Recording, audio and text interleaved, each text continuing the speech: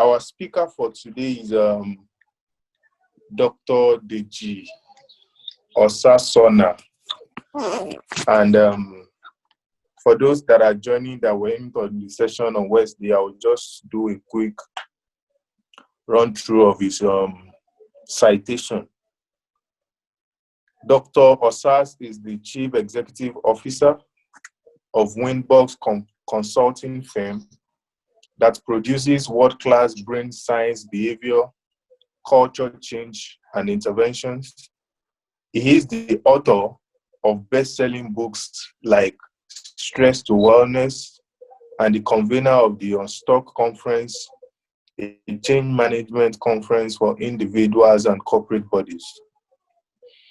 Dr. Osas represents WPO, Kepro, Cigna, and Megalian in handling the employee assistance program for 31 multinational companies in Nigeria.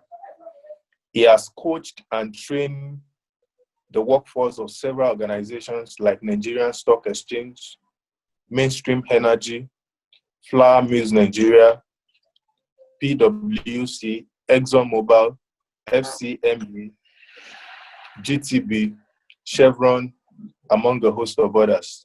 He has also spoken at several conferences both within and outside Nigeria. He has featured on several powerful media houses across the globe, like BBC, Arise TV, TVC, and Channels television stations. He was the resident consultant and weekly guest on one of Nigeria's most popular radio talk shows, sharing live issues on Inspiration Channel 92.3 FM in Lagos. And of course, Dr. Osas will be speaking on global and local impact of the COVID-19 opportunities and prospects in the midst of uncertainty. It is a session that we have commenced on Wednesday, and of course, we'll continue from where we stopped on Wednesday. But of course, Dr. Osas, I would like to crave your indulgence, particularly for the sake of persons that are just joining us, that if you can indulge us and have a very short recap of what we've discussed so that there will be a comprehensive flow. So, hi everyone, good morning. Hope you're all doing fine. And factors wanted to work. Okay, so screen sharing will be made available shortly. So factors wanted to work against this, but God prevailed. There's a purpose for this, and nothing can stop while we are gathered together, albeit virtually. Okay, so we have started on this, and like he craved, I will quickly summarize. I don't know how we're going to summarize that now because we spent like 30 minutes before. But we are dealing with COVID-19, or rather opportunities and prospects as a result of COVID-19 pandemic disruption, and also the behavioral strategies to maximize these opportunities. Fantastic. Thank you for sharing that. All right. So COVID-19 opportunities and prospects and the behavioral strategies for maximizing them. And just to summarize what we did for like 20 to 30 minutes before we were disrupted at the last session. Okay, we had a game, right? If you all remember, we had a game, a brain and change game. Please signify if you were in the last session. Let me know. Just said, I was. Yes, I was. Just type, yes, I was in the comment section. You were in the last session before we got disrupted and you participated in the game. If you remember vividly, we had a game called the brain and chain game. Yeah, thank you, Sean. You were. Bamisaye, Oladapo, Temitope, okay, VVIP of the Lord. Hey, I like that. Olayinka Balogun, I was. Okay, good. So quite a number of us were in the last session. Now, we had a brain and change game to reflect or experience afresh how or what happens in a brain when we are faced with a change, with a crisis, with a disruption like COVID-19 pandemic. When we are faced with something that is outside our routine, outside what we are used to, outside what we normally experience.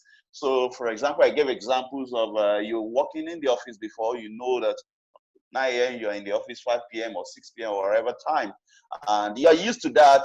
But now you have to do the same work, the same deliverables, the same deadlines from home. And here you have one kid, 2, 3, 4 kids, you have a husband, you have a wife, temptation of the fridge or the kitchen, different kinds of foods and the likes.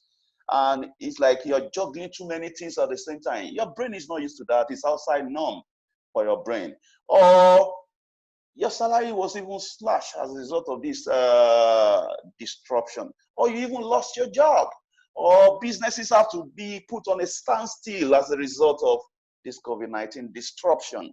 Or not necessarily on a standstill, but customers are not coming because they can't even approach you physically. So a lot of things. Globally, news up and down. You're not used to the news of all this news that you cannot travel, you cannot socialize. Some of us, for 10 weeks, will not be able to socialize. Some of us will not be able to hug even our children, our spouses, our friends. It's only over the technology platforms. Now, these are changes, and changes come from crisis essentially. And remember also why we experienced that game. We did, I think, 2 phases. We didn't do the 3 phases of the game. I asked you to quickly write down or type your comments about what you experienced, what went on in your head, the emotions you experienced. And incredible, interesting comments came on. Some said confusion, some said you want to, it's like we're testing madness. Some said fear, some said anxiety, some said panic, and different sorts. And it's the similar thing that happens to us in real life when there's a crisis, when a change is suddenly introduced, especially sudden change. But the problem is not the change that is introduced, like we learned from that game, because some got it right. The problem is not the change. The problem is how we respond to what is happening in our brain in response to the change. So we established, remember also, that the human brain naturally resists change. When something outside norm, outside what you're used to is introduced, your brain already established and reinforced a neural pathway for what you're already used to because you have repeatedly been experiencing or exposed to it or doing it. Now something new is introduced. Your brain will resist it because it wants to protect you. Now, in resisting it, it calls forth emotions, depending on how you interpret this crisis, how you interpret this change. And we're going to establish the kind of interpretations and the kind of emotions that are called for. So for each emotion that you experience in response to the crisis, there is a particular interpretation for it. The emotion of fear has the corresponding interpretation. The emotion of worry has its own corresponding interpretation. The emotion of anger has its own corresponding interpretation. The emotion of sadness has its own corresponding interpretation. And all forms of emotion, because emotions are released on purpose. Emotions are messengers. Now, emotions are not the problem also. That's why in neuropsychology, we say there is no negative or positive emotion. Anger is not negative. Happiness is not positive. Yesterday on Instagram, like somebody asked a question, how will you say happiness is not positive? I said, have you ever heard or you experienced extreme, excessive, unguarded, uncontrolled happiness that eventually killed the person? Have you heard about that before? Someone made sudden money, huge money, and bought a fast raising luxurious car and started raising anyhow because he has arrived. He's the biggest boy in town. Started raising on our typical Lagos or Nigeria roads. And he has an accident and dies. What killed him? Happiness. Happiness killed him. Every emotion must not be our master. Once emotions become your master, once you become a slave to emotion, then you have degraded yourself to the level of animals that don't have the luxury of the third component of brain, which is the thinking brain. So the problem with crisis is not the crisis itself. The problem with crisis is the natural wiring of our brain, which is natural in resisting a change. The emotions that are called forth as a result, and how we respond to these emotions. It's how we respond to these emotions that will determine how long these emotions will last in our system. Now, certain emotions, once they start lasting for too long in our system or they become too intense, they become what we call toxic emotions. That's where the problem is. They become toxic emotions. They start finding expression in our behavior. They hijack our behavior. And once your behavior is hijacked, your result in life will be hijacked. Your emotions drive your behavior or performance. Your behavior or performance drives your results. Your result in your health, the result in your relationship, the result in your work or business, the result in your mental health, the result in your parenting, the result in your finance. So you don't like the result you are seeing in your life presently. You don't like the result you are seeing in your personal finance. You don't like the result you are seeing in your business. Stop blaming COVID-19. Blame your response to the crisis brought or that ensued as a result of COVID-19. Someone said that, but Dr. Sass, COVID-19 has caused a lot of marital crisis. Husbands and wives that don't know how to stay for 10 hours, 8 hours together at home. So maximally they spend 4-6 hours. So they could still manage and do well with that. But now they have to stay indoor for 10 weeks, 24 hours per day with kids. So emotions are flying, they're getting agitated against each other, aggressive, irritated of each other, quarrels, fights, some separated, some even filing for divorce. They said divorce increased during this COVID-19 lockdown. So I said to them in response, I said, if because of this COVID-19 lockdown, you're having marital crisis, or you're having parenting issues, you're struggling with bonding with your kids or even parenting them, it's not COVID-19 that initiated it. Bonding issue has been in existence before COVID-19 for you. Communication issue between you and your wife or husband has been there, but you failed to resolve it. Conflict resolution strategy or skill was lacking before COVID-19 came. COVID-19 had just come to reveal the gaps you have in your life, in your family, in your personal finance. If because of 2 months of lockdown, you are now broke, it's not COVID-19 that's brought financial brokenness to you. COVID-19 has just revealed that years upon years in the past, you lack financial intelligence, whether in saving or in investing or in generating multiple sources of income. COVID-19 is a revealer. In fact, I also say COVID-19 is a resetter. I believe personally that God allowed COVID-19 pandemic globally to cause a reset in some things, a reset in our ecosystem, a reset in the climate, a reset in the weather, a reset in marriages, a reset in religion, a reset in academics, a reset in businesses.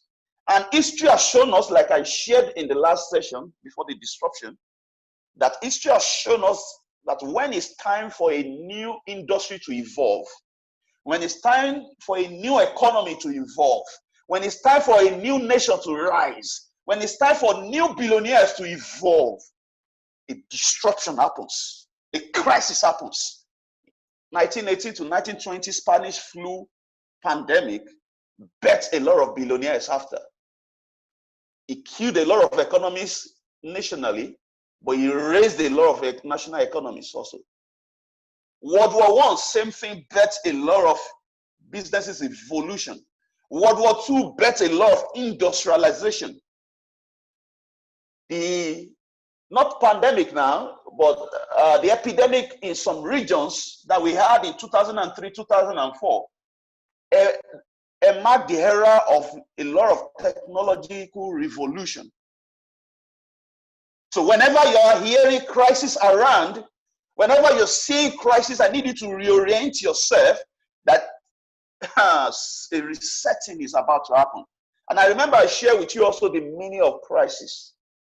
If you check the original meaning of crisis from the Latin root word for crisis. The Latin root word for crisis is crisis, K-R-I-S-I-S-E-S.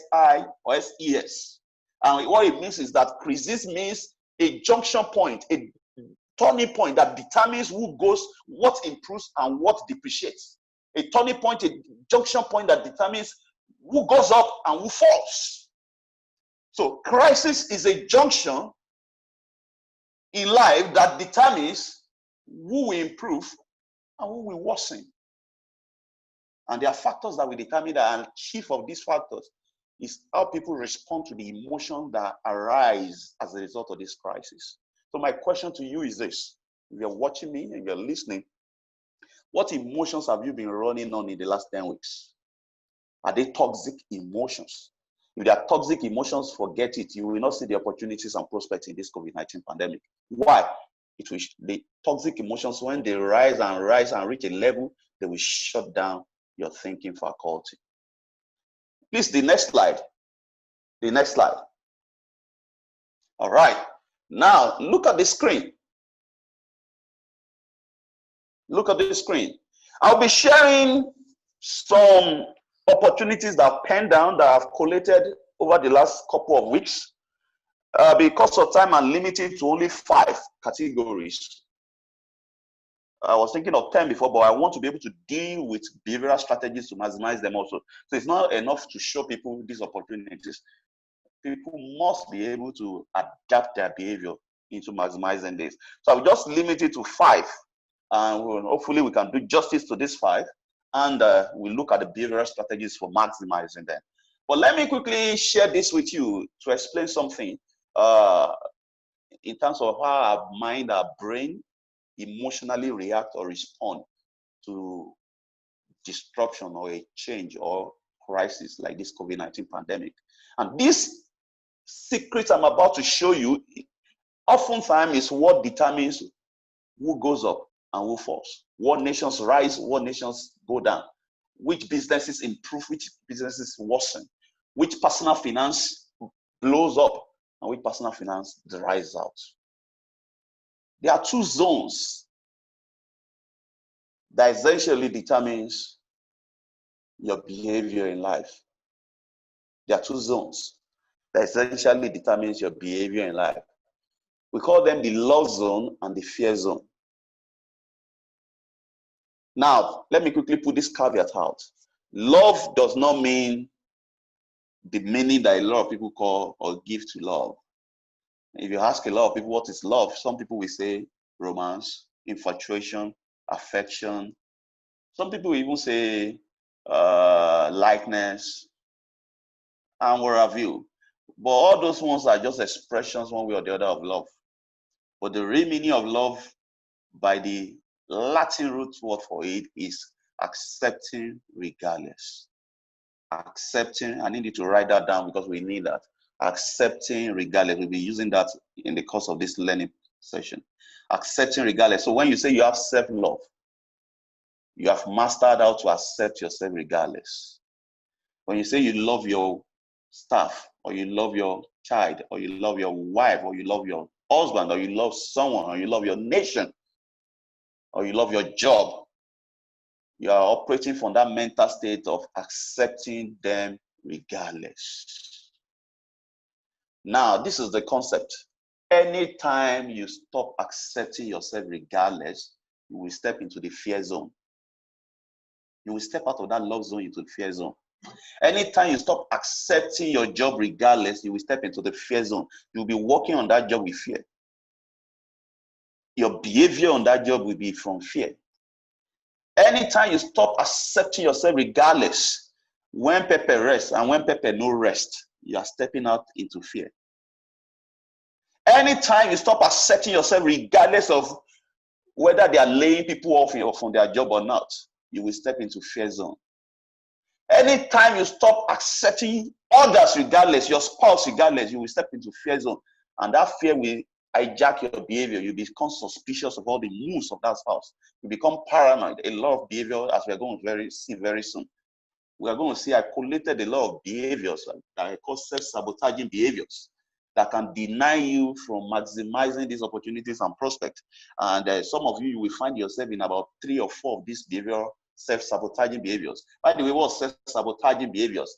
Self-sabotaging behaviors is what you do that destroys the work you have put a lot of effort into. So when you use your own hands to destroy what you have been working and sweating for through your behavior, that's what we call self-sabotaging behaviors. So a lot of people are blaming village people. A lot of people are blaming the devil. A lot of people are blaming their bosses. A lot of people are blaming Nigeria, Buhari, for not giving adequate palliatives. Why I'm not condoning whatever the government has done and has failed to do, but the principle of life is, if it's not within your control, don't focus on it. Focus on what is within your control. So identify what self-sabotaging behavioral patterns have denied you opportunity. Because see, my dear brothers and sisters, except you are denying yourself the reality, it's in this lockdown that some people are making a lot of money. Let me make a confession. I've had my highest number of sessions, albeit over the phone, virtually. When I say number of sessions in terms of counseling, therapy, and coaching, I've had the highest number during this lockdown. Because COVID-19 brought a lot of problems with mental health, with psychological issues, with behavioral dysfunctions. While it's a problem for some, it became opportunities for me. I represent a couple of global companies in US and UK in handling employee assistance program, which is more or less like psychological helpline for about 37 companies in Nigeria. A lot of them multinational, and their stars always call. While it's a problem for some people, it's an opportunity for some others.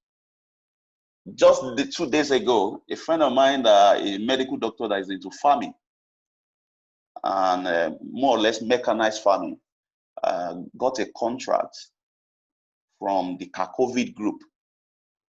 Those are giving food palliatives and co to the less privileged. Contract to supply 50,000 bags of gari at 70 million naira, because he prepared, he positioned.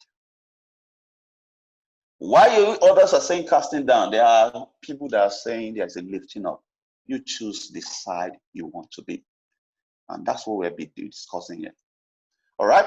Now, hope you've understood this. Now, this is scriptural. Since we are a spiritual group, so it's okay to use scripture. Let's not limit it to science alone.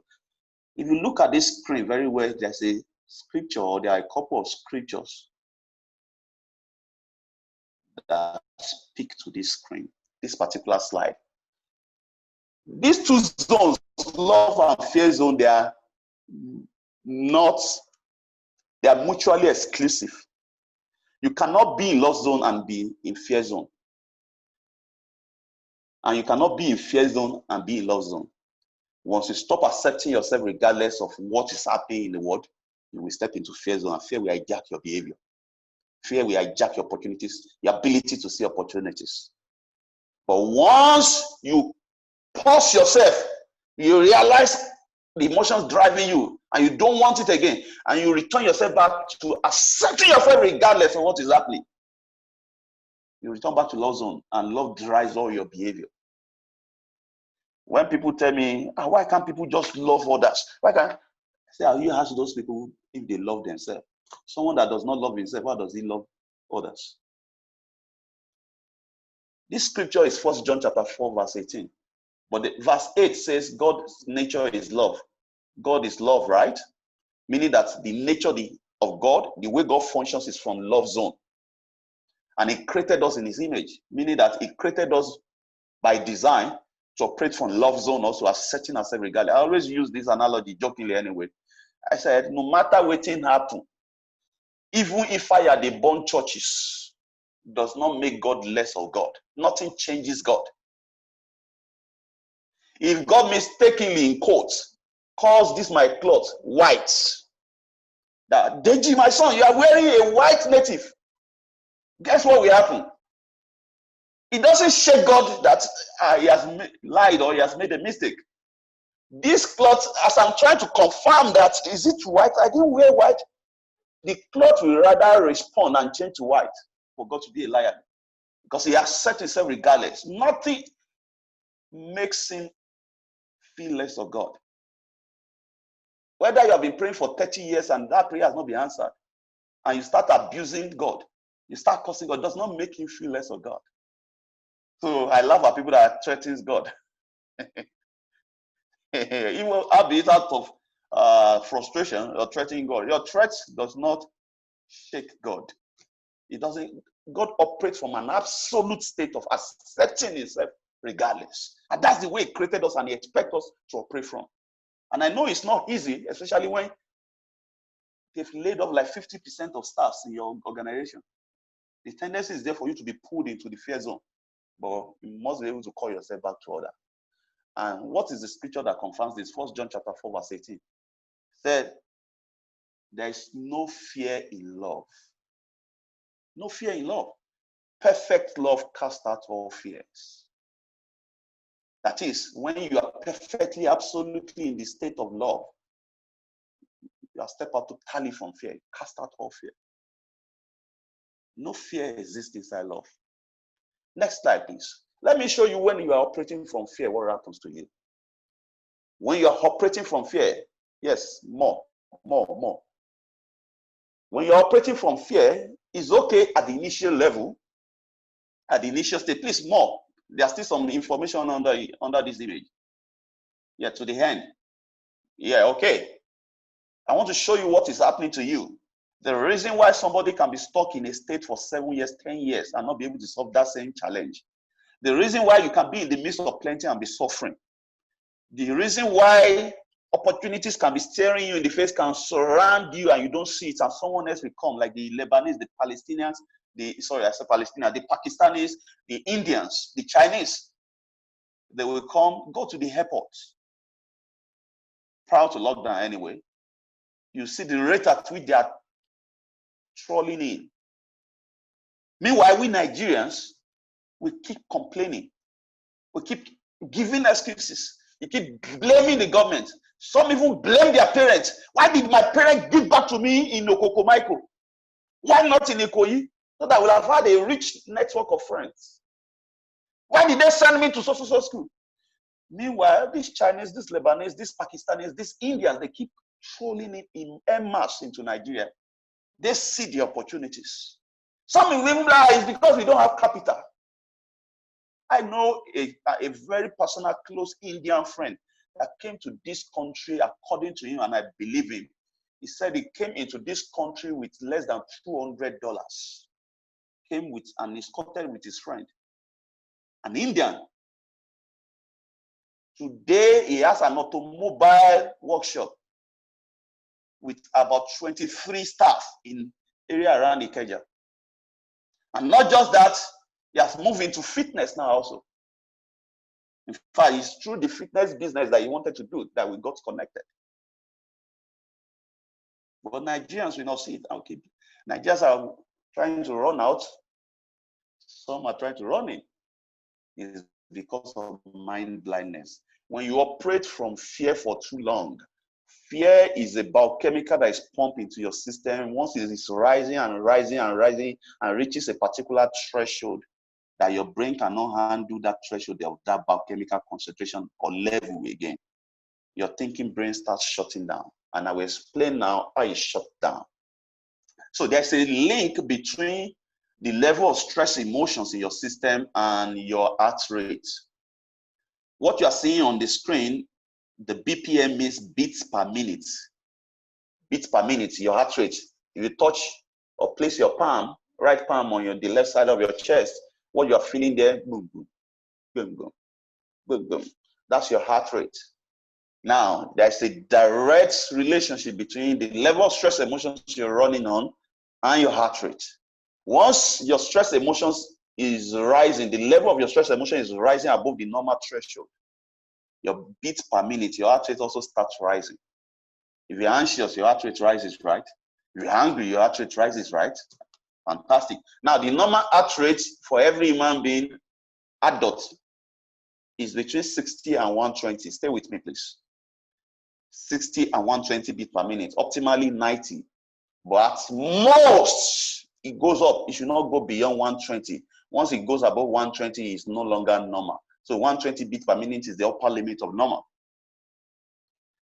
Now, remember, put it in one hand. There's a direct relationship between stress emotion and your heart rate. The higher the stress emotions above threshold level, the higher your heart rate. It raises your heart rate. Now, there's another relationship between heart rate and your cognition, your thinking brain, your thinking capacity, your ability to reason, your critical thinking and problem solving capacity. But this time around is an inverse relationship. The relationship between stress emotion and your heart rate is direct relationship. Stress emotion rises, heart rate rises. But there is an inverse relationship between your heart rate and your cognition, your thinking capacity. Heart rate rises, your cognition, your thinking capacity drops. Heart rate rises, your thinking capacity drops. Now, look at the values there. Remember, I said the upper limit of normal heart rate is 120. Once your heart rate rises just slightly above the upper limit of normal to 130 beats per minute, you have lost about 70% of your cognitive capacity.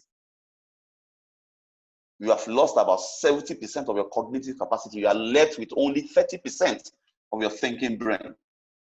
There is a cycle there, but I will not go deep into the cycle, how it happens. If your heart rate goes further because you refuse or fail to check the level of toxic emotions you're running on, and the heart rate keeps pumping and going up to about 175 beats per minute, you have lost about 97% of your cognitive capability of your thinking brain. You are left with only 3% of your thinking brain. That's what we call mind blindness. That's why someone can freeze in response to fear or anxiety as a result of anxiety. And his brain will not be able to think of anything. We call him, I went blank. Can't think of anything. Mind blindness. And that's why people don't see opportunities and prospects around them. I remember one of my mentees sharing something with me. She runs an event business. She does event management and she also has an event hall. By the first 2 weeks of lockdown, she had to calm herself down. We do cut off from all the news. Then she started exploring and analyzing her business. There's no way the 2 weeks of lockdown will be enough. In her words, though, she knew that they will keep extending the lockdown. And she was looking at it. Event industry will be hit heavily. I mean, how do people gather in event hall? So she can't make money from renting event hall out. What event will she be managing? Then she asked herself, so if this lockdown lasts for 3 months, does it mean I will not make money? Does it mean nothing for me for 3 months? And she started thinking, what else can I do? And she remembered that a friend of hers asked her that if she has an extra, she's according to her, she said she was using Dettol sanitizer then. So a friend asked her that if she has an extra sanitizer, Dettol sanitizer, because she just went to a supermarket, they've jacked up the price. So she said, then she just replied that she doesn't have an extra one. It didn't dawn on her until she come back to her safety zone, her love zone, to meditate, to calm herself down, and started exploring and analyzing and questioning. Then it dawned on her, I didn't even bother to ask about what is the latest price of the sanitizer. So she called the lady back, her friend, and the lady told her that the price she even met it then is no longer the price for today. It has gone up to 1,000 naira for the 0.5 liter or 1 liter of sanitizer. And she started doing research, what it takes to make a sanitizer, WHO standard, and how much will it cost her to make 1 liter of that 1 liter bottle. And she discovered, according to her, at max, the best quality, it will not cost her more than 300 to 400 naira. And she felt this is a business. So guess what she did? She sold a car. She has 2 cars. An official car like a pickup because of her business she does, then a saloon car. She quickly sold that. Sold it cheap actually, not too cheap, and she diverted the money to sanitizer. By the time she was sharing with me, she said she has sold about 20,000 1-liter bottles of sanitizer. Immediately I heard that, my brain started calculating how much profit she will have made. So I was just thinking maybe 400 naira profit or 500 naira profit multiplied by 20,000 in the same lockdown. If you are in the state of mind blindness, you cannot see any opportunity around you. Even when a friend is discussing something with you, asking for something, and you're seeing your environment, you will not see it. In looking, you are looking, you will not see it until you come out of mind blindness. I don't know how many of you are in this state right now, but good news is that we are here to break free from that. Someone can be in mind blindness in relationship also. I hope you know. Have you heard of the statement, love is blind, before? Now, that love is not the love zone we are talking about. This is infatuation. Now, that's why we say no positive or negative emotion. If your excitement in a relationship becomes too excessive and you don't control it, you will go into mind blindness also. That's what they say, love is blind. You will not see the errors in other, even when everybody is pointing at you. Next slide, please. We're going somewhere quickly. Next slide. Next slide, please. All right. So this is the problem we fear. No, go back, sir.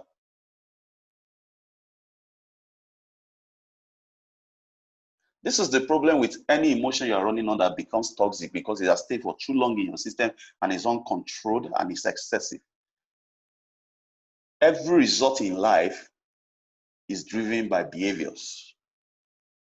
And every behavior is driven by emotion. And every emotion is driven by a thinking pattern. And every thinking pattern is trending or anchored by beliefs and value system. Now, you will look at this. This is an iceberg. If you know what an iceberg is those that sail. Okay, I've seen the time. I have a little time left. Thank you. Okay, so let's keep what I wanted to explain. So I need you to understand this. It's result and behaviors that you see on the surface, just like the tip of the iceberg. If a sailor is sailing on this ocean and focuses his attention only on the tip of the iceberg, without the awareness of the fact that what is below the surface level or the water surface level is always bigger than the tip of the iceberg. If he just uses the tip of the iceberg to measure the distance he will use in moving away from the iceberg, it will capsize the boat or the ship. Why? Because what is below the surface level might be wider and bigger, most times wider and bigger. And the rudder of the ship can get caught in the iceberg. So oftentimes it's the result and behavior that you see in your life and you hate it, you don't like it. In fact, most times it's even the result. Sometimes you don't even know this behavior. And you just hate this result and you are just, because you hate this result, you are blaming others, you are giving excuses, you are complaining. But what is driving the result is inside, and you must be able to check. You must be able to go below the surface to see the emotions driving your behavior. What behavior, what emotion is driving your behavior, and what thought. Yes, the slide is available with Dr. Popola. Don't worry about the slide, all right? Next slide, please. So let me show you some behaviors that will determine who will improve in this COVID-19 and who will suffer. Which businesses will improve, which businesses will worsen. Please, bring more of the information out. Whether your personal finance will improve or will worsen, your health, your relationship, or what have you. Some of us are already manifesting this behavior, or some of us have been manifesting this behavior prior to COVID-19. COVID-19 has now heightened it, has increased it, has revealed it more. As a result of the toxic emotions we are running on for too long. Some of us, it's a crisis that happened in our life before, a challenging time in our life, and we are still running on the emotions that came as a result of this change or these challenges. And COVID-19 brought its own crisis and has heightened these emotions. And eventually these emotions have hijacked our behavior. We are now in this behavioral zone that is sabotaging our results. Some of us is paranoia. You look at it there. Some of us is paranoia. We see evil and risk in everything. Even when opportunity is staring at you in the face, you call it demon, devil, risk. They want to dupe me. Paranoia. Some of us, it's what I call procrastination. Procrastination. As a result of fear of I'm inadequate. I don't have adequate energy. I don't have adequate time. I don't have adequate competence, resources. Okay, I will start writing that book in 2021. Okay, in 2020, January. Now, 2020 is almost going. Procrastination. Some of us is perfectionism. You want everything to be perfect before you make a move.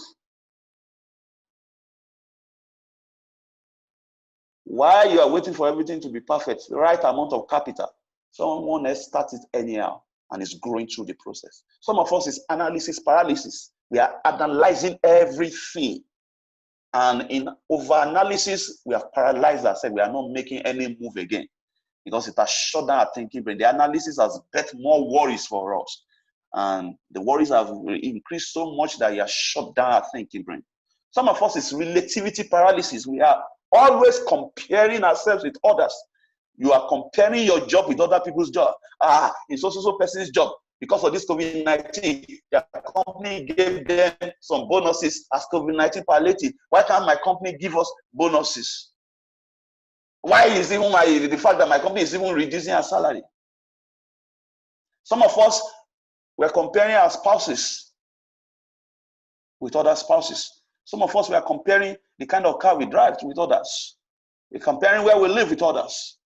And it has paralyzed and shut down our thinking brain. Some of us, the behavioral pattern that's evolved or has increased in us essentially is comfort zone syndrome. Remember the game we had, was it on Wednesday? Yeah, if I'm not wrong now. During the game, when I increase the speed of the instruction, some people enter into the Bakamu mode. Someone typed that day that my head wanted to blow, so I had to stop. And a lot of us are in that state, the Bakamu state, what I call comfort zone syndrome. Some we call it apathy. You are no longer passionate or motivated to do anything again because of the overwhelming emotions you have felt, you have experienced as a result of crisis you are exposed to now. Exposure to the Black Lives issue, the rape all around us, not to talk of the COVID-19 pandemic and the lockdown and the restricted socialization. You are battling comfort zone syndrome. Some of us is overly responsible for other syndrome. That's what is killing our creativity. You are so concerned about everybody. My parents are old, make COVID-19 not catch them. My siblings are in US, they are in UK. Hey, with the rising number of cases of death among blacks, hey, this and that. My children, my this. Overly responsible for other syndrome. That shut down your thinking brain. Some of us is over neediness syndrome. We are always feeling entitled to others' help. Help is meant to be voluntary. But when you feel you are entitled to help, you will become over needy and over dependent on others.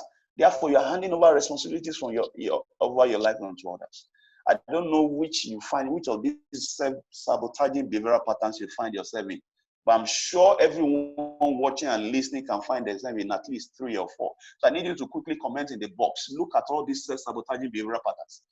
Give me the number of the behavioral patterns you can find yourself in. Some of us 4, 5, 7, 10, 15.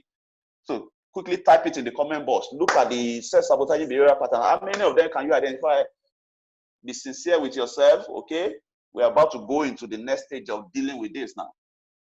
So I will go through the prospects and opportunities. Then the reason why I'm opening your eyes to this is this. All these prospects and opportunities will be useless if you don't deal with any of these self-sabotaging behavioral patterns. They will blind you to these opportunities. Even when you see them, you will not make a move. You'll be more focused on what you lack than what you can get from it. Inside life. Let me not talk. Please talk. Share with me. I want to know the number of behavioral patterns that you can find yourself. Look at all these behavioral patterns on the screen. How many of them can you relate to it? Quickly, please. Let me feel your pulse. Let me tell you the truth. There was a time I accessed this myself at phone 7. Then recently it has reduced to 4. So I'm still dealing with 4 of this. If you are not sincere with yourself, then who do you want to be sincere with? Self-awareness is the first step to any self-improvement. All right? Since I see people are scared to share this, because I can't see any charts yet. All right, we move on. Next slide, please. Okay, Akinkunle said 7. Next slide, please. Next slide. Akinkunle says 7. Thank you, Akinkunle. You are the only one that stated the number. You can find yourself. Richard also said 6. Stephen said 8. Thank you for that. Zainab 6. Femi Obi said 5. Bamisaye 9. And Nianolua 5. Lovely. Thank you. Thank you for being sincere. Emmanuel said 10. Thank you for being sincere. Victor says 7. Hey, my God, my God. Then he says 6.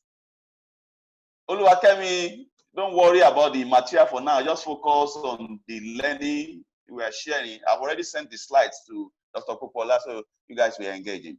All right. Now, the truth is this. If you break rather, when crisis happens, you will find yourself running on some emotions that will become toxic over time and will hijack your behavior. Those behavioral patterns we are seeing. But no matter the crisis, no matter the wind of crisis blowing at you, if you are mastered how to bend by building your resilience, your mental toughness, so that when the crisis is over, you are able to return back to your shape. And even if you don't return back, you can still grow. And that's it. As long as you don't break, you don't detach from your source. But there's a good news for you if you are into the services industry. You are a writer, you are you do transcription, you are a speaker, you are even graphics designer, you are a programmer, you are a data analytics expert.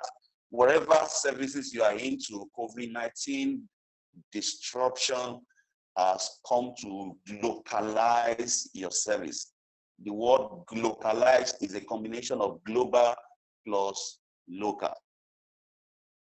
Global plus local, which means that right from your local environment, you can sell your services globally. Please leave this slide for now.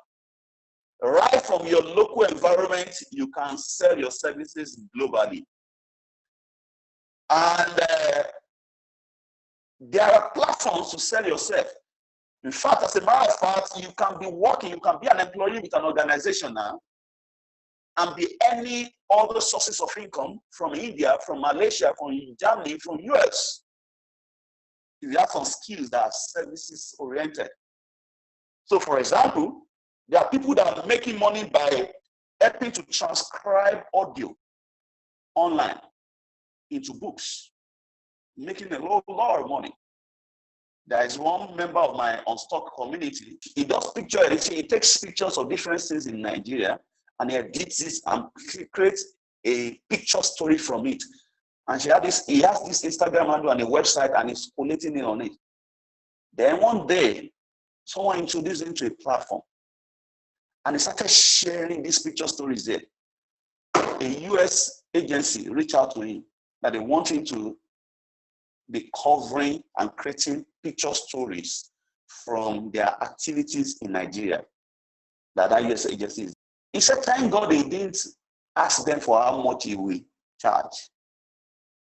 Because he said, honestly, we'll have mentioned 150,000 naira. When they sent him a proposal and he opened the mail, he saw $3,000 per month. $3,000, you can calculate how much that is, 1.2 million naira.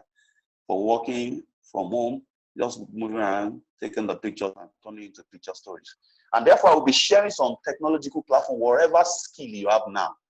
I say to people, this technological platform, it doesn't even need you to get extra skill. Whatever skill you have now, once you can find a market for it online, if you know the platform to connect with, every skill, as long as it's meeting a need, is solving a problem, is relevant. You don't have to wait till someone employs you. That's the benefit, that's the opportunity that COVID-19 has brought. I will list some of these platforms. Some of you might need to go and research more about this platform. LinkedIn is one of it. Whatever skill you have, create a profile on LinkedIn. If you're a young person, a professional person, you have a skill, you have a service, and you're not present on LinkedIn, and you must be updating it and active on it, then you don't know what you're doing. I've made a couple of businesses from LinkedIn. I have friends that have been rich from LinkedIn.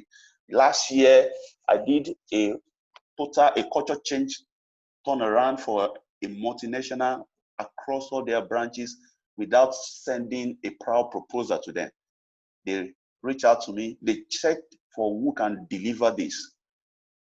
It's a mindfulness-based culture change. And they searched on LinkedIn, and I saw that they've posted an article about it before. So, but you know, it's not enough to post an article.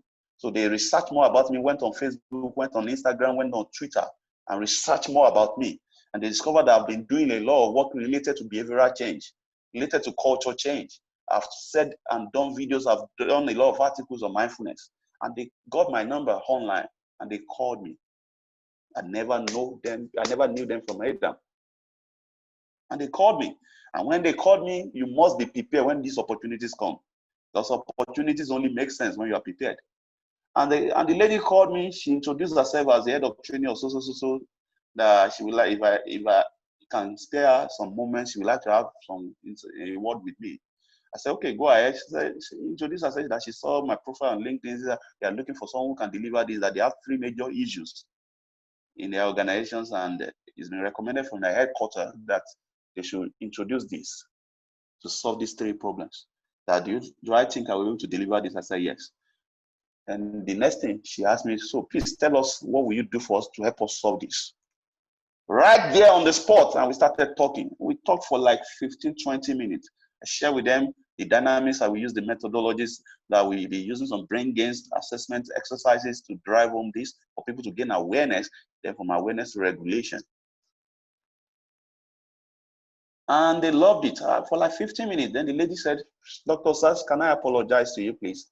You have not been talking only to me, you have been talking to about 7 people in the room. I have my director here, I have my head of this here, I have the head of talent management here, and I didn't know that I was in an interview. And they said, please, can you send a proposal as soon as possible? Everything didn't take up to 1 week, and we still did. And it's quite a good amount of money. LinkedIn. Another platform you need to visit if you have any skill at all to see when you get on these platforms, those other ones I want to list now, there are people already that are requesting for so person. I need somebody that can do transcription in French. I need somebody that can do transcription in Yoruba. A Brazilian can be asking. I need someone that can do graphics design for this. I need someone that can do this. Another one is gignigeria.com, gignigeria.com, gignigeria.com. Another one is fiverr.com, fiverr.com. You need to visit all these platforms. Another one is remote.com, remote.com, remote.com. Another one is iwriter.com for those that are writing. If you know you have writing skills, you must be present on iwriter.com. IWRITER. It's more relevant now because of COVID-19 pandemic disruption and because of contactless business nowadays. Another one is yokebay.com, yokebay, YOKEBAY.com. Another one is just5k.com, just5k.com. If you're a good negotiator, you need to be on this. Negotiation is a skill. Another one is sourcegig.com. Another one is freelancer.com. If you are a good editor, you can edit. You don't have problem. It's not stress for you to read about 50 pages of articles and you edit it. Start making money with it. You can make money with it. Another one is upwork.com, upwork.com. There are a lot of them like that. Some of them are Nigerian based, some of them are global, from America, from UK and the likes. Services industry, we blossom, we boom, because it's knowledge based. Knowledge is the new gold. Whatever skill you have, don't sit down there and say that nobody is willing to employ me. Unemployment is increasing. 46% of people have lost job in Nigeria, according to NIBSS. Now, the COVID-19 pandemic has localized opportunities if you know what to do with it. if you know what to do. Stop complaining, stop blaming, stop giving excuses. All right. The second opportunity and prospect I want you to start exploring is education. Education. Are you a teacher? Nothing stops you from using your Instagram as a virtual classroom. Nothing stops you from using your Instagram as a virtual classroom. Since students cannot come to the class, if Mountain cannot go to Muhammad, if Muhammad cannot go to Mountain, Mountain will come to Muhammad. And you never can tell what will come out of it.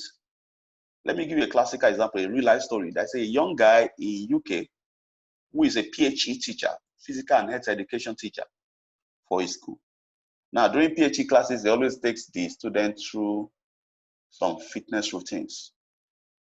So, the parents started complaining during the lockdown that these children are just staying at home, they are not doing fitness. And he also became worried that they will lose their fitness. And he was using physical fitness to maintain mental sanity for the student. So he was thinking of what to do to keep them exercising.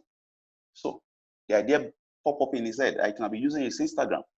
So he sent a mail to all his students in his class that so time every Monday, Wednesday, and Friday on Instagram, a physical fitness routine for 45 minutes. Initially, the students struggled to join, but they eventually reached a tipping point. They started joining. They started enjoying it. And guess what happened? The students started forwarding the links to their friends who are not students of the same school. Before you know it, it grew above 3,000. Before you know it, the participation grew above 10,000. By the time it grew above 10,000, a particular sportswear company reached out to this PhD teacher that they want to partner with him. But it will be only wearing their sportswear. Guess what they are trying to do? They are trying to sell their sportswear to these booming teenagers. But he turned it down. Then the participation in his Instagram live for physical fitness routine for this student increased above 30,000.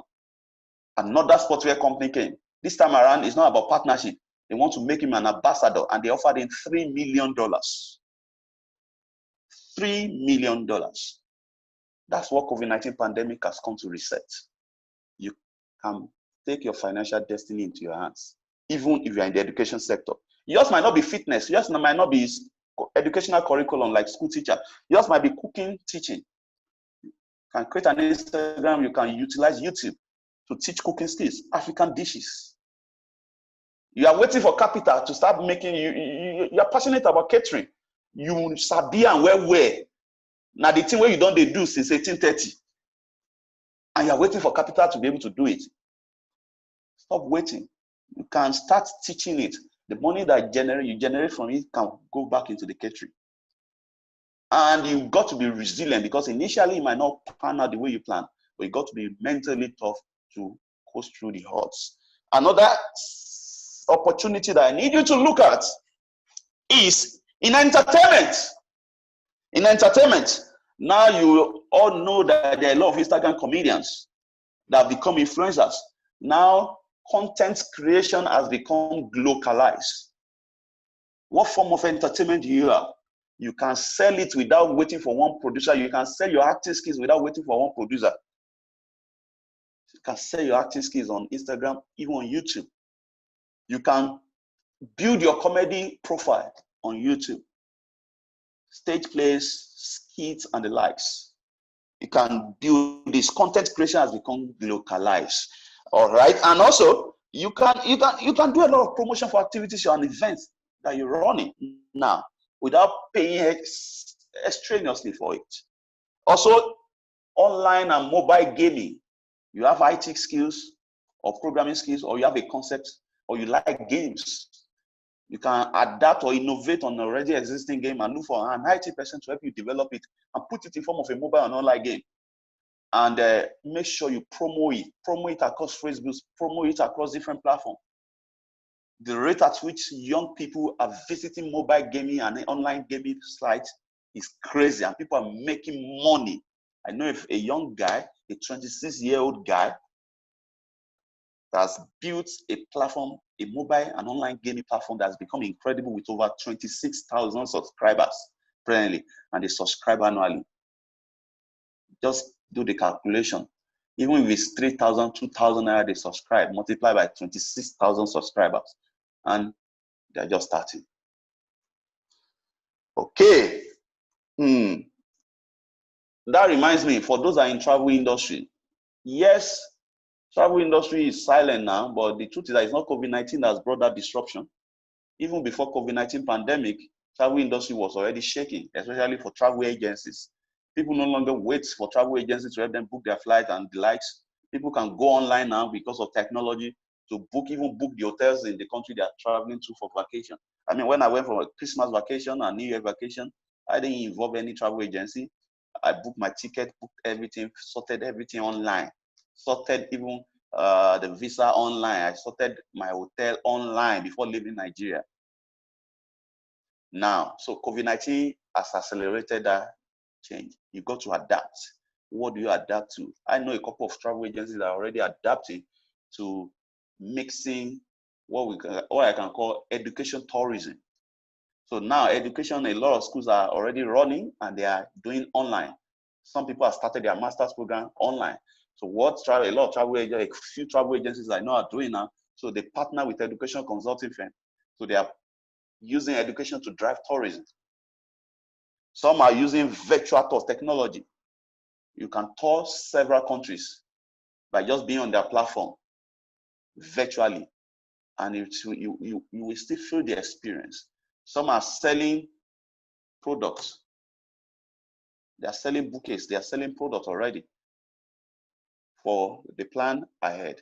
You can adapt. And some are even moving away from that and just doing more of media work when it comes to travel and tourism. I know somebody that's built a platform, a website now on travel on Afri-tourism, and capturing a lot of interesting sites in Africa, across Nigeria to South Africa to Kenya, and a lot of visiting.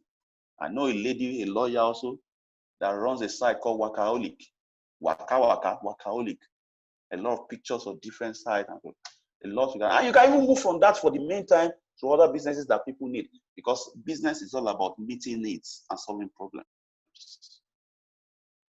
Opportunities abound. Let me quickly touch another one: food and agriculture. No matter what happens, people will always need food. People will always need food. And agriculture is becoming a major one. In fact, we don't have enough agricultural produce. We need more, and not just the common ones. And you don't have to be a farmer.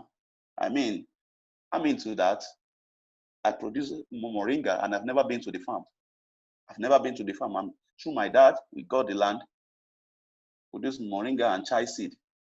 A lot of people, tea industry, they need chai seed a lot now. Moringa has become a strong beauty product, anti-aging product, and is in demand.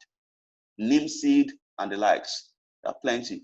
So not just about the maize, yam, cassava, agriculture. Look into one you can do and focus on your strength, not your weakness. I don't like farming.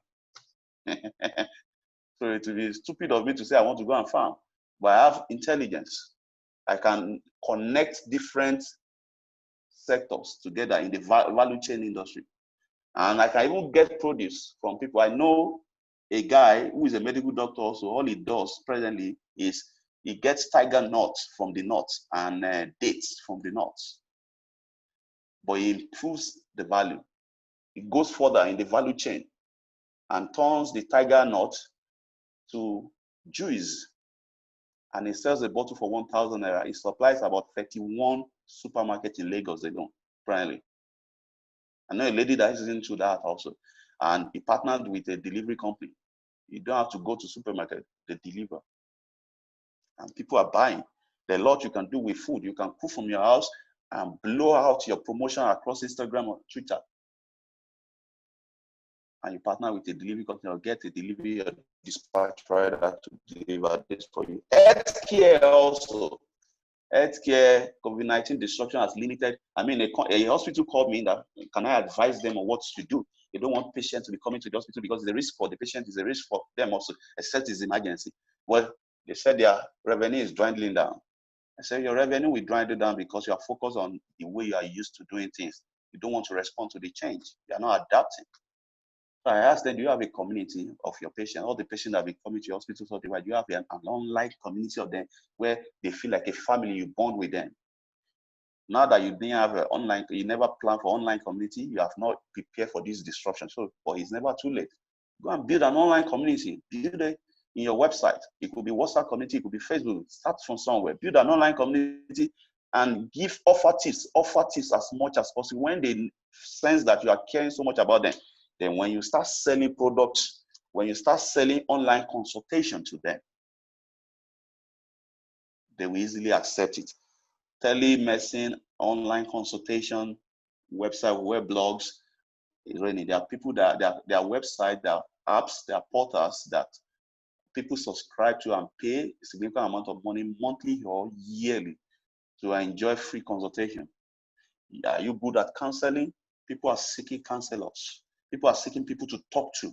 As a matter of fact, one of the platforms I shared with you, that's one of them that all they do there is that there are people that go to this site requesting for who to talk to because they are lonely. And they pay you per hour just to talk with you, and you are just listening. Listening is a skill. Don't limit yourself. Don't focus on the challenges. Focus on the opportunity. And how do you do this? Remember, if your fear level is rising too much, it will shut down your thinking brain. How do you control your emotions? How do you choose your emotion? Let me quickly say this about emotion. So as I wrap up, I will not be able to go deep into this. The major mistake a lot of people make when their emotions are boiling and running them is they try to stop the emotion. They try to stop the emotion. You don't stop any emotion. You cannot stop fear. You cannot stop worry. Someone will say, Dr. Sir, what are you saying? Yeah? Are you saying I cannot stop fear? I cannot stop emotion? You cannot. Emotion is derived from the statement energy in motion. Energy in motion. That's where the word emotion came from.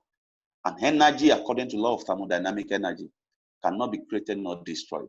It can only be converted from one form to another. In other words, you cannot destroy an emotion. You can only convert that emotion you don't want to an emotion you want. So whenever you try to stop worry, you will worry more. In psychology, say, wherever you resist, persist. And the problem is this: when you try to stop worry, you will channel all your attention and focus to it. And whatever you focus on, you attract more of it. In fact, you see more of it. If you focus on risk, problem in our society, you will see more of that. Even in the midst of opportunities, you will not see them. It's only problem you'll be seeing. It's only problem. So you must master how to convert an unwanted emotion to a wanted emotion.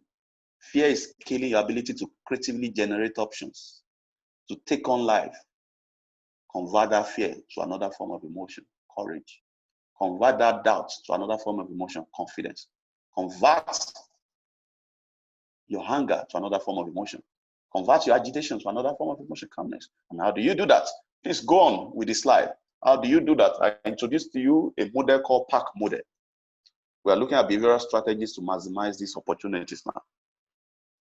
Please, next slide, my brother. Go on. PAC model. The PAC model is spelled as P-A-R-K. Yes, thank you. PAC model. Now,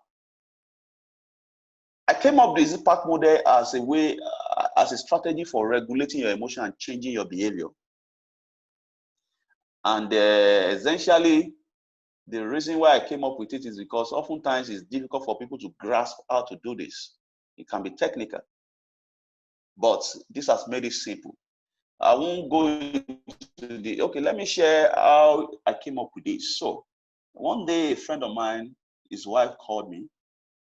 I'm conscious of time, don't worry. His wife called me and was so panicky on the phone that they just rushed my friend to the hospital. He lives at Oneru. And I know that he has a heart health condition. So I was worried for him. So my worry must have gone so high. I jumped out of my bed, entered the car, and zoomed off. I live in Lekki Phase 1, so I was driving on the top speed on Admiralty Way. It was around 11 p.m. at night. My fear and worry were essentially related to the hospital that they took him to. Why? Because no consultant on ground. It was a copper doctor that was on ground, but waiting for a consultant to come. And the heart condition he had You don't give drips. If that doctor makes a mistake to give drip in that condition, there is a danger. And I wanted to speak with the doctor. The wife said they didn't allow her to go into the place where they were attending to her husband. So that's what was driving me. I was speeding on top speed. And if you know Lekki Phase 1 very well, on the Admiralty Way, once it's at night, especially after 10 p.m., there will always be police officers at the gate, the main gate. So as I was nearing the gate, we just saw the police officer step into the middle of the road with his gun, as if he wanted to shoot. I had to march on the brake and slow down. But I wound down my glass, and I shouted, "Doctor, on emergency," just to see if they would just allow me to go and not delay me. But the guy no budge at all. Park! He was just shouting, "Park!" with his gun. Park! Park! Before we hear stories that touch, I quickly pull over. And my glass, sit down. I was trying to tell him I'm on an emergency call. He didn't want to hear anything. The next thing he just shouted after park was, "Inner light! Put on your inner light!" I'm sure he wanted to be sure who is inside because it's dark. I wanted to be sure who is inside, who is dealing with, whether I'm with arms or ammunition. How many people are inside the car? They delayed me long and short for like 5 minutes and eventually let me go. But something changed. When they eventually let me go, I was no longer speeding the way I was speeding. Something changed. Initially, I was running on some emotions, fear and worry for my friend. And I was driving recklessly. I was speeding. I think I must have been speeding on around 120, unreasonably. But this time around, I think I was moving around 40, 60. And I still got there in time. Everything still went well. Then after everything has been sorted, I started asking myself, what can this teach me? Will it be that if I was speeding the same way I left the house, without the police stopping me, asking me to park, will it be I will have run into someone or run into another car or caused an accident for myself? Because I really wasn't aware that I was speeding that much. And that's the same thing that happens to us in life. When a crisis sets in, instead of us to be in charge of emotions, to analyze which opportunity is inherent in it. Yes, these are the challenges, but in every challenge, there is an opportunity. We get carried away by the emotions, and the emotions hijack our behavior. We must learn, you and I must learn to park our emotions, just like the way the police officer parked me. We must learn to park our emotions, especially in the heat of the moment when there is an overwhelming pressure, an excessive demand on us, a deadline, bills are mounting up, a change is introduced into your life, what you are not used to. You're now working from home. It's like too many things. You are jogging at the same time. You must learn to park your emotions so that your inner light can come on, so that you can switch on your inner light of clarity, your inner light of creativity, your inner light of problem solving, your inner light of happiness. Because once those emotions are running too high, your inner light dims till it becomes darkness. And in darkness, there are a lot of errors. In darkness, there are a lot of accidents. In darkness, there is a lot of conflicts. And how do you park your emotions? P-A-R-K. P for pause, to know what you feel, why you are feeling that way, and how these feelings are affecting your actions, your behavior. A, act on purpose, act intentionally. And there are 5 A's to doing this. The R, reframe your reasoning, reframe your thoughts. Your thoughts are words and images or pictures in your head. Internal conversations you are having in your head in interpreting the situation. Then K, keep your focus on what you can control in the direction of your goal. Anywhere you are, please, I need you to look at the slide. I want you to see if you can do what is on the slide. Please, next slide. Let's see how many people can get what is on. Yes, try to do it with your hand. How many people can get this? Let's see. 1, 2, 3, go. How many people can do this? Try to see how many can do. If you're able to do this. So how many of you could do this? All right, I know some people are still struggling, but see, relax. In trying to do this, you are wasting your time. You can't do this except you have 6 fingers. Can't you see that this hand that you are seeing on your slide, on your screen, is 6 fingers? And you are trying to do it. Some people most likely are still forcing themselves to try to do it. Let me tell you what has just happened. Even though you are looking at this slide, you did see it initially that it's 6 fingers. Why? Because I program you I triggered emotions in you. Let's see how many can do this. So it's a competition. I suggested a competition to you. So I triggered emotion in you, excitement. I triggered some emotion in you. And because I triggered the emotion in you, you acted on the emotion. It took time for the signal of the trigger to get to your thinking brain. Your thinking brain was not involved initially until some of you after 10 minutes, 10 seconds, 15 seconds, 20 seconds, and your thinking brain booted and started telling you, oh boy, what are you doing? You can't do this. This is 6 fingers. You have 5 fingers. Next slide, please. This is what just happened. And this is the same thing that happens when a situation hits us, a crisis hits us. Look at the screen. This is a schematic diagram of the human brain. Look at the arrows there. There are 3 major parts of the human brain that represent the 3 stages of brain development. Where you see spinal cord is the basal part of the brain. We call it the instinctive brain. Where you see the limbic system is the middle portion of the brain, the midbrain. We call it the emotional brain, where emotions are processed. And where you see I think rationally is the 3rd stage of brain development, is the thinking brain or executive brain in business world, where you are able to analyze the pros and cons, the rewards and punishments. You are able to weigh your options. You are able to creatively and critically think for problem solving. Now look at the arrow. When I told you, let's see how many can do this, just like when a situation happens that is different from what you are used to, like this COVID-19 pandemic effect on your work, on your business, on your family, on your socializing.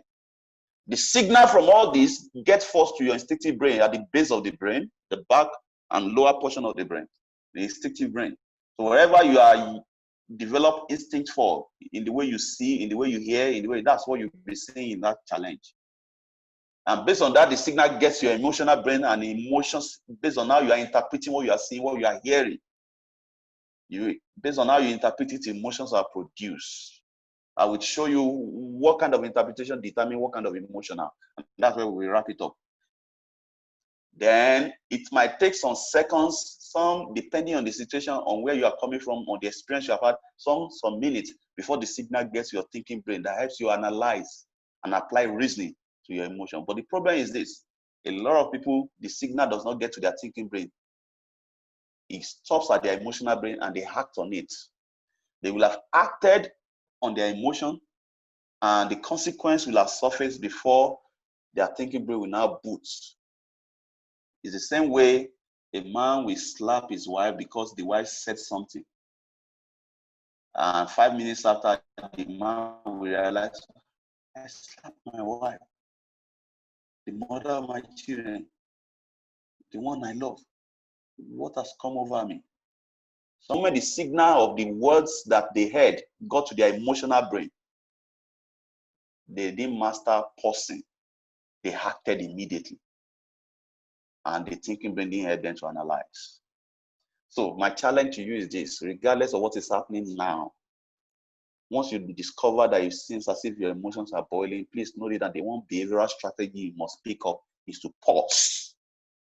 Pause so that the signal can get to your thinking brain, so that your thinking brain can be involved in your decision and in the action you want to take.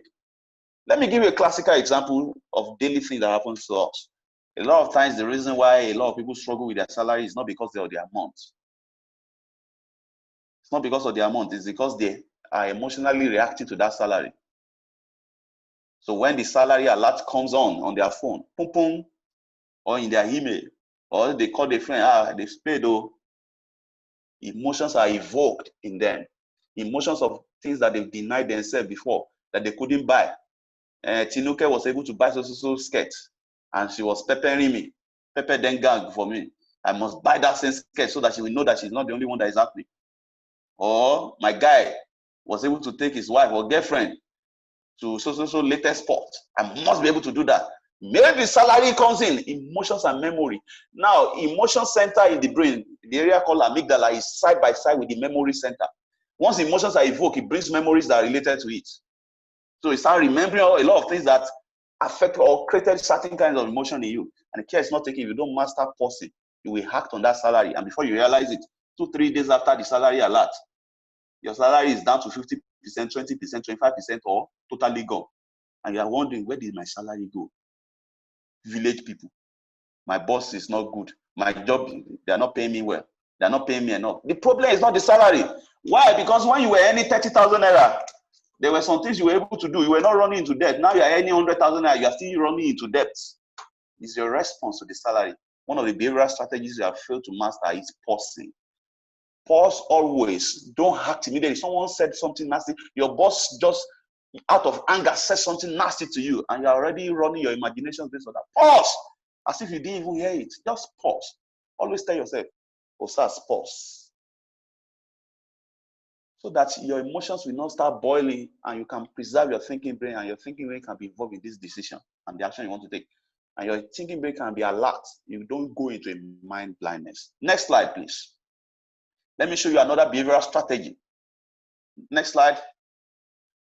Another behavioral strategy is emotional awareness. From pausing, you must practice the behavioral strategy of being aware of the emotion you are running on per time. And the reason is this: you cannot manage what you cannot measure. Please write that down. You cannot manage what you cannot measure. And how do you measure something if you don't know that thing? If you don't know the component of that thing? So for every emotion, there are 3 components. There are 3 stages of emotion. For you to be able to manage your emotion, you must be able to measure it. For you to be able to measure the emotions you are running on, you must be aware of the 3 stages of emotion. And the 3 stages of emotion are the trigger, the impact, and the action. The trigger, the impact, and the action. Please, if you don't get anything from this class, get this. Now, the trigger, you have the slide already. The trigger equals your interpretation of a situation like this crisis of COVID-19 pandemic and your expectation from it. So trigger equals interpretation plus expectation. Impact equals feelings plus bodily arousal. And action equals behavioral plus social expression. Now, every challenging situation you face does not automatically translate to stress or toxic emotions in you. Does not automatically determine your behavior. Every challenging situation does not automatically translate to stress. It's the road traffic. It's because they cut down my salary. That's why I'm behaving like this. That's why I'm scared. It's because they are laying off people. That's why I'm scared. It's because I'm working from home. I'm balancing with this. That's why I'm making errors. No, sir. No, ma'am. No challenging situation automatically turns to stress. Every challenging situation is at best a stressor. Stressor, something that has a capacity to induce stress in you. It is your response to this challenging situation that turns to stress. And your response is across these 3. Trigger, impact, and action. What is trigger? Why you habitually react to a situation, your interpretation of a situation and your expectation of it. Impact, what you are feeling as a result of the interpretation, what you are feeling in your body and how your body is aroused in response. The action, the actions you are taking in response to the feeling and your bodily arousal. Now, listen to this. For every interpretation, there's a corresponding feeling that will be released into your system. For every interpretation or expectation, there's a corresponding feeling that will be released into your system. Be writing this down. Whenever you interpret a challenging situation or a crisis as a danger or threat, whenever there's an interpretation or an expectation of danger or threat, the second stage of emotion, the impact feeling of fear will be released. For every interpretation or expectation of danger or threat, there will be feeling of fear. Number 2, for every interpretation or expectation of uncertainty or powerlessness, I'm powerless over this situation. I have no control over this situation. I don't know what the future holds in this job. Every interpretation or expectation of uncertainty or powerlessness, the feeling of worry will be triggered, will be released. It's a biochemical.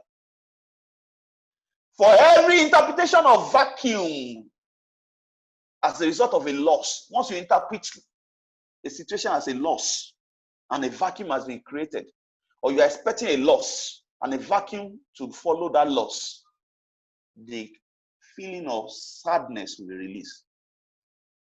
That's the reason why someone is sad when they lose a property or you lose someone. You interpreted it as a loss, yes, but you now also further interpret it or expect a vacuum to be created that you cannot do without. This car that is gone, I cannot do without it. There's a vacuum in my life. As long as the interpretation of vacuum is there from that loss, sadness chemicals will be pumped into your system. You lost a job and you're interpreting that as a vacuum, that something is gone in your life, you can't do without it, you will not be able to cope. Sadness chemical will be pumping into your system until you change that interpretation. The same thing with anger. For number 4, for every interpretation or expectation of a violation of your value or your right, the biochemical of anger will be released. Whenever you garbage in interpretation or expectation of violation of your right or value, you will experience anger. That's why I always say to people, 2 people can say the same statement to you, and you will react in anger to one, you will not react in anger to another one. So let's say your age mate or your contemporary says something nasty to you. You get angry. You got angry not because of what the person said to you. You got angry because of how you interpreted that situation, that statement. Someone can say the same nasty thing to you in another language, but because you don't understand that language, therefore you can't interpret it as insult. You don't get angry. A 2-year-old or 3-year-old can childishly say the same nasty statement to you. In fact, you will carry the baby and hug the baby. You will not get angry because you didn't interpret it as insult, as a violation of your right. I will stop at those 4 emotions, 4 interpretations, and the 4 emotions they release. Now, your feelings, your bodily arousal under impact can determine how you act in that situation. But it's not meant to be. You are meant to choose your action. Why? Because you are in control of your action. You are also in control of your trigger, your interpretation and expectation of a situation. But you may not be in control of how you feel. That's why we say that of these 3 stages of emotion, one of them is not really within your control. It's automatic. It's the impact, your feelings, and your bodily arousal. Because once you garbage in a particular interpretation, it's automatically, that feeling will be releasing you. You can't do anything about it again. But the problem is not the feeling that is releasing you. The problem is what you do with it, the action, and the interpretation you are giving to it. So we say to people, you may not be able to choose your feeling. You may not be able to choose your feeling, but you can choose your action in every situation in this crisis, and you can choose your interpretation. You may not be able to choose the feeling of fear that is propping up in you and the feeling of worry, but you can choose your interpretation and your action. If you focus on the actions you are taking and the interpretation, you will achieve the goal you want to achieve. And you will be able to clear the biochemicals or the feeling of fear and worry from your system. You'll be able to see the opportunities and the prospect. I will wrap up with this. I know the time is gone. I will wrap up with this. If you are with me, we are going to wrap up with this game. Under pack model, I will skip the A. If you want to go deep into it, this pack model is a whole day training on its own. And we have a couple of trainings coming up on mindfulness and on resilience using this pack model and other models. You might want to reach out to me if you want to partake in this virtual training, 4 hours training. All right. But let me quickly wrap up with this game under the R. Remember the pack model, right? The P, the A, the R, the K. Now, I need you to just comment in the comment box. If you are with me and you are ready for this game, let's wrap it up under 5 minutes. Please, next slide, we'll play this game. It's called the perception change exercise. How do you reframe your thoughts when some imagination, some thought are bombarding you and they are feeding your worry, feeding your fear, feeding your anger, making you become restless and hijacking your behavior and denying you the capacity to see the opportunities around you? How do you reframe your thoughts? How do you reframe the meaning, the interpretation you are giving to the situation so that you can clear these biochemicals from your system? Please put your comment there if you are ready for this game quickly. I want to be sure we are still on the same page. You are still with me. Just say, we are here. I'm here. Just type, I'm here. I'm here. Simple. Or, yes, I'm ready. Thank you. I'm here. Dennis, thank you for responding. Who else is there? Who else is there? Eva, I'm here. Akinkunle, yes, I am ready. Thank you. Oluwakemi, I am here. Thank you. Popola, thank you. Bamisaye, thank you. I'm here. Victor, thank you. I'm here. Abayomi, thank you. I'm here. Onosanya, thank you. I'm here. Why is this important? This exercise you want to do. Remember the 3 stages or component of your emotion: the trigger, the impact, and the action. The impact is not within your control. The problem with a lot of people is that they are too consumed by how they are feeling. I don't feel like getting out of the bed. I don't like the way I'm feeling. I'm feeling moody. I'm feeling low. Don't deal with your feeling. Don't focus on your feeling. Your body is just doing its job. Your body is just doing its job. In fact, you should be grateful that your body is able to secrete those chemicals. Feelings are like emotional pains, just like we have physical pain. When something cuts you, no one likes it. No one likes the pain that comes from it. But the truth is that it's because your peripheral nerves are working. It's because your peripheral nerves are working. That's why you're able to feel the pain. In diabetic patients who already has diabetic complication, in which the high blood sugar over the years has destroyed their nerves, they cannot feel the pain, and that's what leads to amputation in them. When they step on a nail, they won't feel the pain, and they won't even know that they have a wound. The wound will become infected, ulcerated, or gangrenous. And wherever there is a gangrene, you must cut it off. That's what leads to amputation in them. So when you are able to feel pain, even though you don't like the pain, you should be grateful. It's a sign, it's a signal that your peripheral nerves are working. The same way when you are experiencing some rising emotion and it's affecting the way you are feeling in your body, restlessness, agitation, you're struggling with several things, even headache, menstrual irregularity, it's your body that is responding to those chemicals. It means that your body can respond. It means your body is working. Have you ever seen a madman, permit me to use that word, we don't like using a medical term, cringe at a dustbin? You and I, the sight of a dustbin, you will cringe at it. You get irritated by it. But a man, when we get to a dustbin, we see a rotten food on the dustbin, infested by flies, and we pick it up and eat it. You that you are looking at it, you will do, yeah, because your body can respond. But in that madman, it cannot. So the emotional pain you are feeling, stop focusing on it. Your body is doing its job. Be grateful to God that your body is able to do its job. Focus on what is within your control. That one is not within your control. Focus on the action. What action am I taking in the now? And there are rules for actions to take using mindfulness. In the midst of crisis and challenges, if you are not mindful in your action, which is about the action you are taking must be from an attention awareness that is in the present. You must focus on what you can do in the present on purpose and not judgmentally. But that one is under mindfulness training. You can reach out to me for that. But focus on your action. What action are you taking in the moment? Your finance has gone down and you are feeling somehow. It's normal. If your account balance is going down, you don't feel somehow about it. Will you wake up to do something about it? You will not wake up to do something about it. When you were growing up, you touch a naked wire, the thing shocked you, and you felt fear after. That's the reason why you refuse to go back there to touch it. Just imagine you didn't feel any pain, you didn't feel any fear, and you went back again the second time. This time around, it will secrete you. You might not survive it. You might not survive it. So focus on the action you are meant to take. Even when it's difficult, even when you don't feel like it, you still go ahead and do what you want to do. Learn that course. Learn the new skill you want to learn. Visit those platforms I told you about. Connect with people, even virtually. Socialize. Talk to people. Exercise. Then the secret is this: you are using this action to pump new biochemicals into your system. Biochemicals of happiness, of creativity, of clarity. Then look at the interpretation, the meaning you are giving to the situation, your perception of the situation, and change it so that you can clear the unwanted chemicals from your system. So this perception game that I want to do, I want to show you how to change your perception, your interpretation and expectation in a situation. No situation in life has one meaning. No event in life has one meaning. You are giving meaning to it based on how you have been programmed to see that situation. If it is knocking your mental sanity down, if it's knocking your emotion down, is because you are giving a meaning to it. And the power over your mind is in your interpretation of a situation. It's in your interpretation of a situation. Sometimes this thought in your head will be in form of words. For example, things are not going the way you plan, you start telling yourself, why is this happening to me?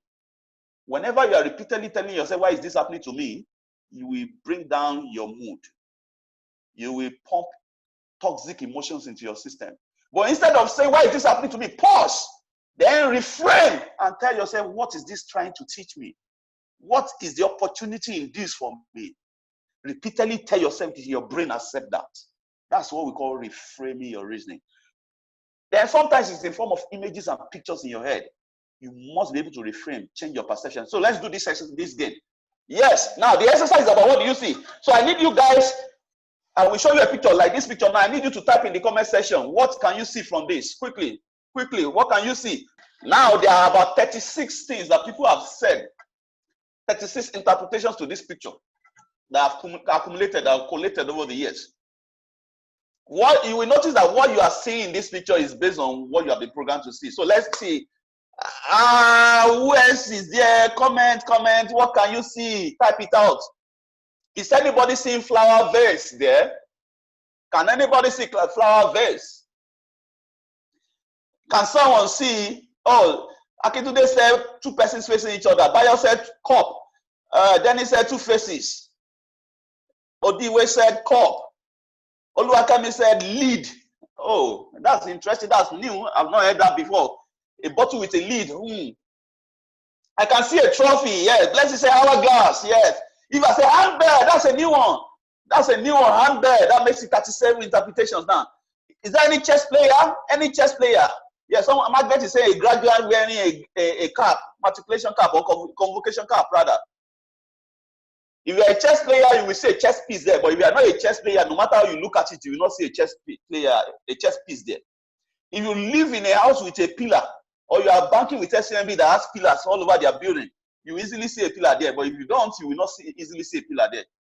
If you grew up in a royal home, you easily see a goblet there. But if you don't, or you are not used to watching royal films, you will not see a goblet there. If you grew up with an elderly person that has traditional artifact, you easily see a statue, or you see a traditional stool there. But if not, you will not see it. So what you are seeing here is a function of what you have experienced before or what you have been exposed to before. So your interpretation of this is not a function of the situation. What you are seeing is not the situation. What you are seeing is your interpretation of the situation. So you can't be wrong. You can't be wrong. Always ask yourself in this situation, why am I telling myself this is danger? Can it be possible that it's not danger? It's not a threat. Can it be possible that there's an opportunity in this? Is it possible that someone else is seeing opportunity in this? Why am I telling myself there's uncertainty in my job? Can it be possible that there's no uncertainty, job or no job? Why am I telling myself or interpreting insult in this? Can it be that there's another way to interpret this? Someone else. How will Dr. Popola see this situation? Some will say, how will Jesus see this situation? Yes, look at this picture. A lot of people we call this toad or frog. But look at the second picture. This looks like a horse, right? Now, this picture you are looking at now, toad or frog. What if I tell you it's the same picture as the next one, which is horse, a horse? Please, the next one. It's the same picture if you look at it very well. Just turn your head to angle 90 degrees to the right. Just turn your head at angle 93 degrees to the right. You will see the same toad or frog in there. What you are seeing in a situation can also be a function of the angle from which you are seeing it. Sometimes a lot of us will see situations, crisis from a victim angle already. If you are seeing a situation from a victim angle, all you will see there is defeat.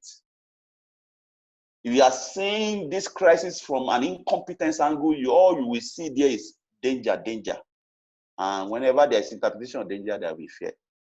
And on this note, I'll wrap up with Dr. Wendaya's statement. You want to maximize the opportunities and prospects in this crisis, you must be able to, another behavioral strategy you must be able to do is to change your perception in situation. You must be able to pause. You must be able to be aware of the emotions you are running on per time.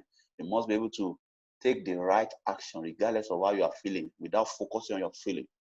You must be able to take the right action in the direction of your goal. When you take the right action, it will pump the needed biochemicals, new emotions into you. You must be able to change your interpretation, your perception to clear the unwanted emotions or chemicals from your system. Remember, you cannot stop fear, you cannot stop worry, you cannot stop sadness. You can only convert them to another form of emotion. And God has already given you this capacity of sound mind because you have the Spirit of God in you. It's just for you to know how to bring this out. That's why a lot of people pray for things and they think that God is not answering their prayer. God has answered the prayer, has given you whatever you need for godliness. He has blessed you with all good things. But you got to translate it to the reality on this earth using the right principles. I leave you this quote from Dr. Wendaya. He says this is in the last slide. He said, when we change the way we look at things, what we see will change. When we change the way we look at things, what we see will change. Because sometimes what is holding you back is all in your head. God bless you. It's a time of opportunity. In the midst of the gloom, there are a lot of opportunities available. Please take action. Don't just be the hearer alone. Take action. Without action, you cannot get results. Without action, you cannot get results. God bless you. Thank you.